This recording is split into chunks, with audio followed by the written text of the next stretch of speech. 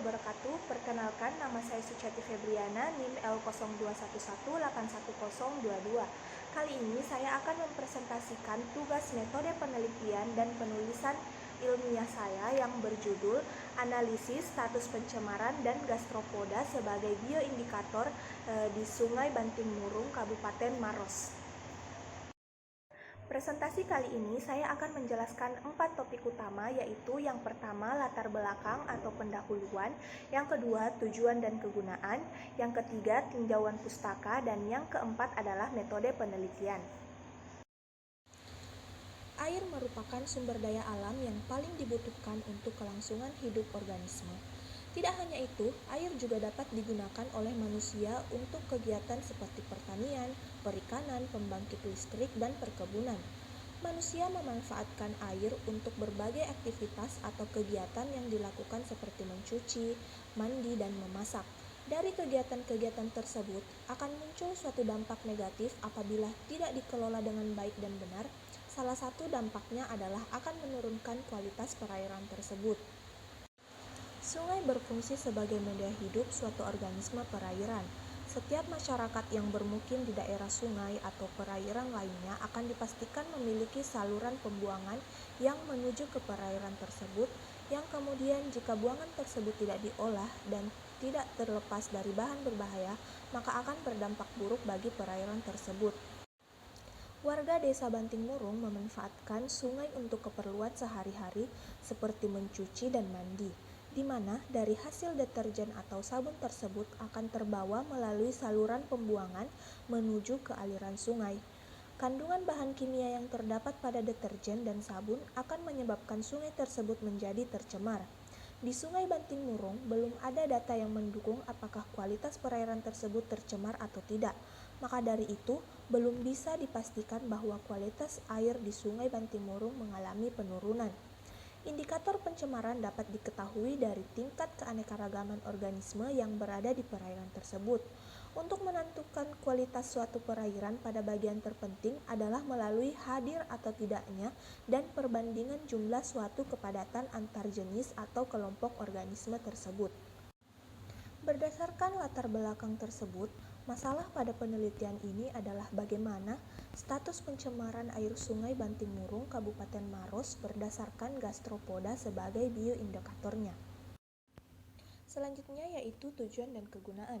Adapun tujuan dari penelitian ini adalah untuk mengetahui status pencemaran air Sungai Banting Murung, Kabupaten Maros berdasarkan gastropoda sebagai bioindikator. Adapun kegunaan dari penelitian ini adalah sebagai penyedia informasi yang bermanfaat bagi masyarakat di sekitar Sungai Banting Murung tentang kualitas perairan dan lebih menjaga kebersihan Sungai Banting Murung, Kabupaten Maros, Sulawesi Selatan. Pada tinjauan pustaka terdapat 3 topik, yaitu yang pertama ekosistem sungai, yang kedua pencemaran perairan, dan yang ketiga gastropoda sebagai bioindikator. Ekosistem sungai.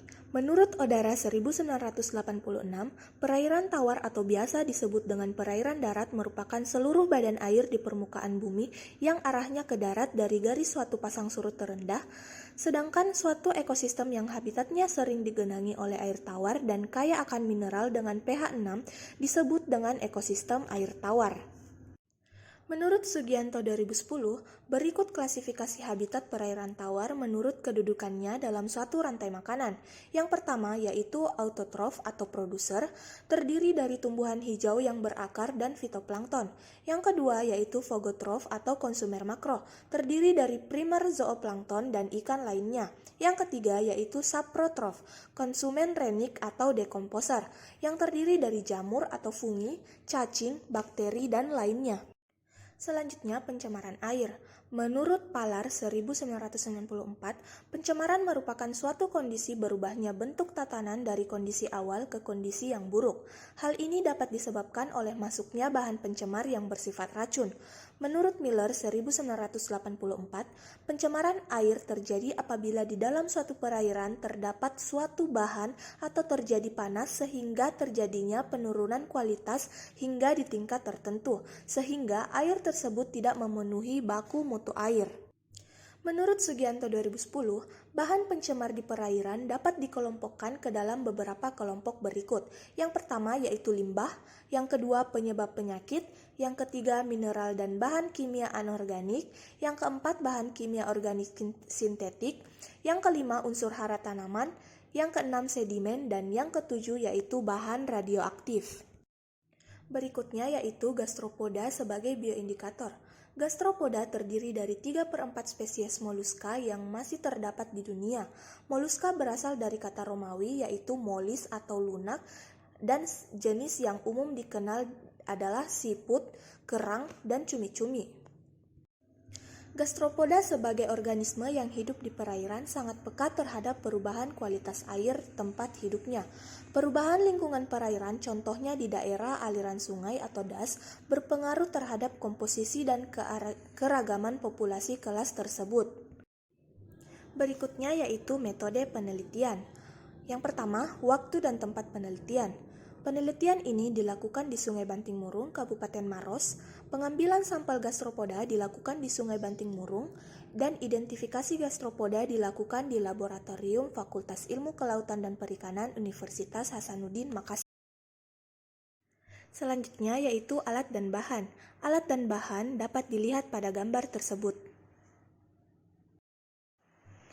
Variabel penelitian. Variabel penelitian ini adalah komposisi jenis gastropoda dan indeks ekologi. Selanjutnya, parameter yang diukur yaitu indeks keanekaragaman, indeks keseragaman, dan indeks dominansi gastropoda dan kualitas perairan yang berupa kecerahan, suhu, pH, kedalaman, BOD, dan DO. Sampling desain pada penelitian ini yaitu menggunakan purposive sampling, yaitu pemilihan sampel yang berdasarkan pada suatu karakteristik tertentu dalam suatu populasi yang memiliki hubungan dominan sehingga dapat digunakan untuk mencapai tujuan suatu penelitian. Selanjutnya yaitu analisis data. Analisis data yang digunakan yaitu deskriptif kuantitatif. Data kuantitatif adalah data yang berhubungan dengan angka-angka, baik yang diperoleh dari hasil pengukuran atau perhitungan. Sedangkan data deskriptif kuantitatif adalah data yang diperoleh dari sampel populasi penelitian yang dianalisis menggunakan rumus.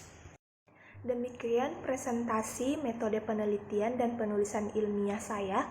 Jika terdapat kekurangan mohon dimaafkan. Wabillahi taufiq wal hidayah. Wassalamualaikum warahmatullahi wabarakatuh.